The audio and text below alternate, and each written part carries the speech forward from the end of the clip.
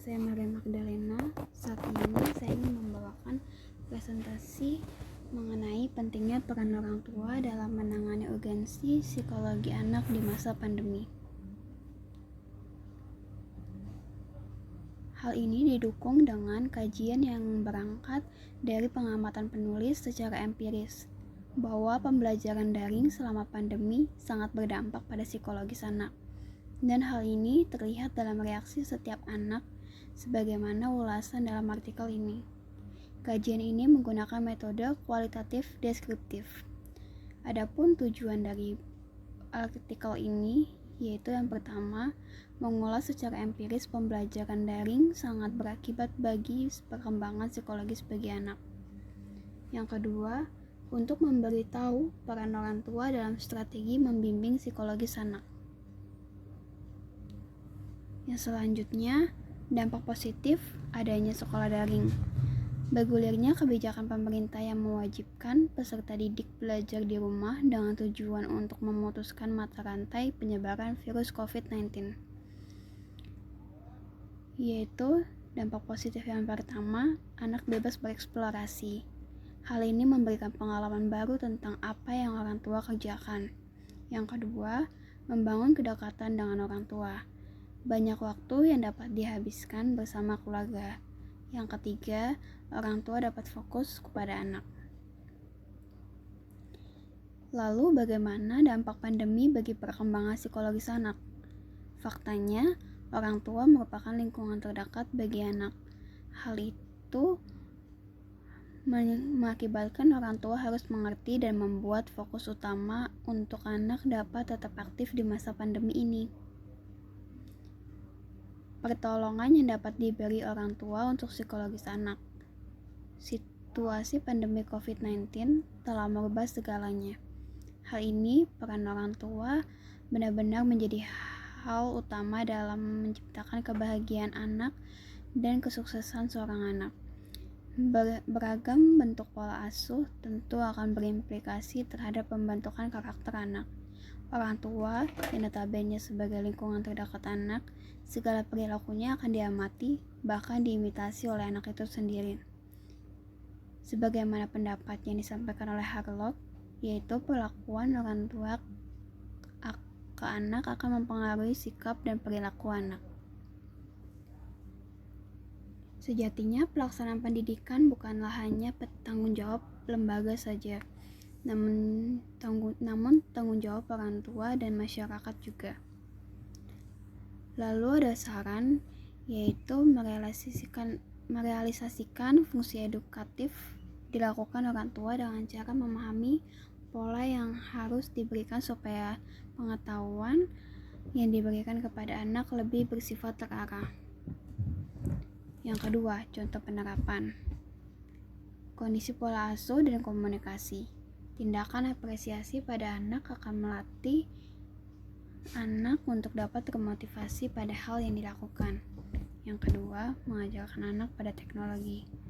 Perubahan di masa pandemi mengharuskan hampir seluruh kegiatan secara online, tetapi dengan melakukan pemantauan pada anak saat menggunakan teknologi. Setelah dilakukan wawancara dengan 7 orang murid, pandemi COVID-19 dianggap sebagai peristiwa besar yang terjadi atau yang dialami dalam kehidupan seorang anak. Kondisi ini tidak hanya menimbulkan perasaan yang tidak nyaman, tetapi juga akan memberikan perubahan kepada individu sebagai akibat yang dialaminya. Perubahan-perubahan tersebut dapat menimbulkan stres. Stres yang dialami dapat menimbulkan adanya tekanan atau tuntutan yang dialami individu agar ia beradaptasi atau menyesuaikan diri. Stres berimplikasi secara luas pada masalah-masalah fisik maupun psikologis. Sebagai saran, membantu psikologis anak dengan stres yang dialami haruslah menjadi prioritas orang tua. Selanjutnya, tanggung jawab orang tua dalam menemani anak belajar. Dalam pendampingan belajar di rumah, Diharapkan guru dan orang tua bukan hanya berfokus pada peningkatan kognitif anak saja, namun perlu juga diimbangi dengan peningkatan efektif dari psikomotor agar perkembangan anak tetap dapat terstimulasi selama masa pandemi. Selain itu, orang tua juga bertugas untuk memonitoring anak selama belajar di rumah dengan metode pembelajaran daring, dengan memantau penggunaan dalam smartphone. Faktanya, Menteri Pendidikan dan Kebudayaan atau Mendikbud Nadiem Anwar Makarim menerbitkan Surat Edaran Nomor 4 Tahun 2020. Salah satunya adalah pelaksanaan proses belajar mengajar secara daring atau jarak jauh. Anak secara penuh belajar dari rumah secara daring atau school from home. Kesimpulannya, pembelajaran daring menjadi keluhan para siswa di tengah COVID-19 ini.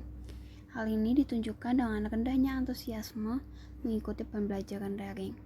Oleh karena itu, kajian ini menemukan bahwa keterlibatan orang tua dalam menampingi anak selama belajar di masa pandemi ini sangat urgent. Karena selama anak belajar di rumah mengalami kejenuhan atau bosan, sehingga hal ini mengakibatkan pada gangguan secara psikologis. Oleh karena itu, dalam mengatasi persoalan ini, orang tua perlu melakukan berbagai strategi sebagai upaya dalam membangkitkan semangat belajar anak. Sebagai saran, orang tua dapat menyiapkan ruang belajar yang menyenangkan dan kondusif, dengan disertai pujian yang positif, mengajak anak bermain di sela-sela pembelajaran supaya anak tidak jenuh, dan memberikan motivasi kepada anak supaya anak memiliki semangat belajar kembali. Sebagai saran dan penutup, Sitorus mengemukakan bahwa motivasi merupakan suatu proses untuk memberi energi terarah dan mempertahankan perilaku. Sitorus juga menyatakan bahwa motivasi merupakan kemampuan untuk menggerakkan seseorang yang berkontribusi mencapai tujuan yang diharapkan. Demikian presentasi yang dapat saya sampaikan.